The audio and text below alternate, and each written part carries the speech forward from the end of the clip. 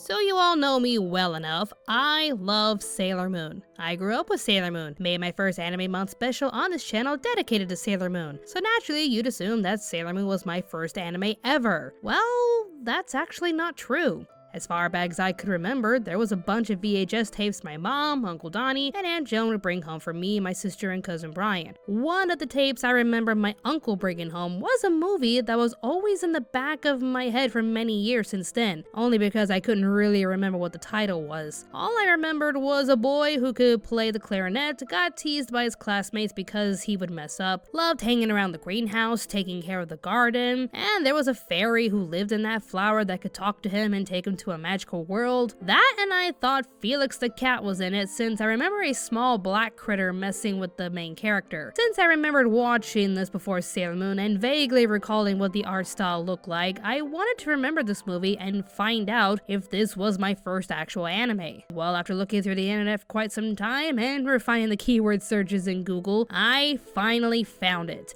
The very first anime I ever watched was a movie called A Journey Through Fairyland, and funnily enough, it was animated by Sanrio, the same company that brought you Hello Kitty and Agretsuko. What the f***? The movie was pretty much everything I remembered, except the fact that the kid played an oboe instead of a clarinet, and it wasn't Felix the cat that I remembered. It was actually a little goblin named Treble who looks like a musical note with legs. Well, ain't that something? Well, anyways, I'm about to spoil the whole movie for you for a specific reason, so if you really want to watch this movie first, stop the video, watch the movie, and then come right back.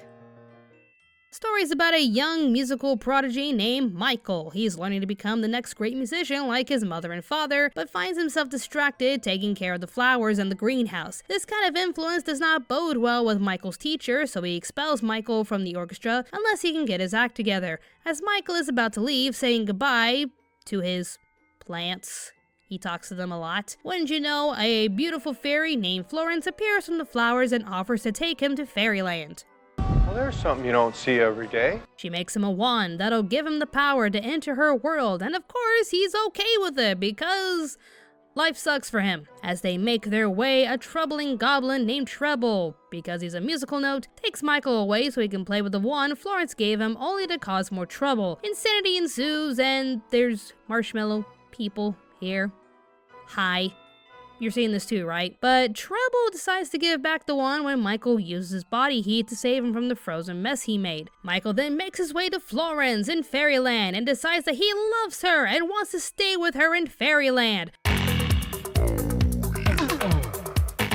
But oh no, it's the end of the flower season, which means these malevolent thorns and whatever that is, arrive to devour all of the fairies, including Florence. Using the full strength of the wand, Michael is able to stop the creature and save Florence, only for the wand to break, sending him back to the real world. Thinking he can never see her again, Florence appears one last time to tell him a very important message. Your music can bring so much joy and happiness to the world as it did for us. Please go forward with your life and be the very best you can be, and fill the world with your wonderful music. Oh, by the way, I can't make it back to Fairy World because the wand broke and I can't survive in the human world, so I basically gave up my life trying to tell you this. Okay, I love you, bye!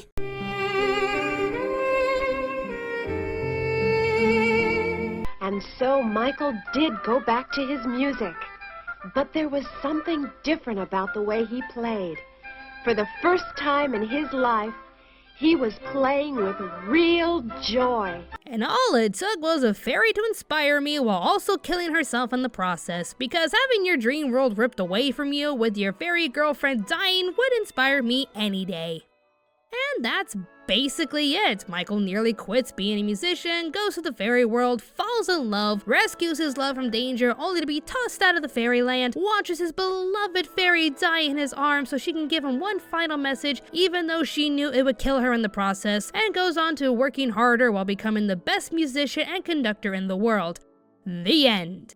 The best thing about this whole movie, which has a rather short story, is the fact that the majority of the movie is filled with classical music. The plot goes by quickly, like it's irrelevant, because the rest of the movie is a Fantasia-like presentation of music and animation. While some scenes bring out a lot of beauty and creativity with the art and choreography, some are just filler scenes, like any scene where Michael and his classmates are rehearsing together. In all honesty, you could say this makes a cute ballet for kids. A piece that only focuses on the presentation, music, choreography, and style, while having a simple and quick story to bring it all together. From that perspective, this is a cute movie. Nothing mind-blowing or epic, but a nice piece for kids to watch while listening to classical music. Still, if given the options, Fantasia would be the better format in my opinion. But Journey Through Fairyland, it's an okay piece to watch, as long as you don't mind the awkward voice acting. You want to go get some ice cream? Don't let old Professor Low Note bother you. You're a very good musician, Michael. You just had an off day. It happens to everyone. Now let's go get some ice cream. Look at those clouds, Michael. I'm afraid. What's happening, Florence? It's the end of the flower season. The brambles of winter always come so suddenly. There's nothing we can do, Michael. Nothing. I mean, I've heard worse, but I crack up every time I hear these fairies call out to Florence. Isn't too dangerous?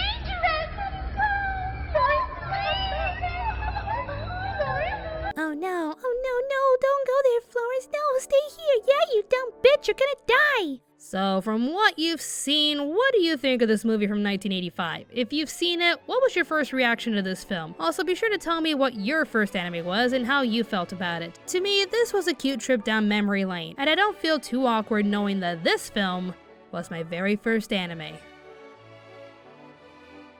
Hey there, if you like what we do on this channel, be sure to subscribe and click on the notification bell. If you wish to support us financially, we do have a Patreon page with numerous rewards to fit your budget. Don't forget to follow us on Twitter @AnimeAmerica, and be sure to check out our other channel, Pop Spectrum. Thanks for watching, and stay tuned, Anime America.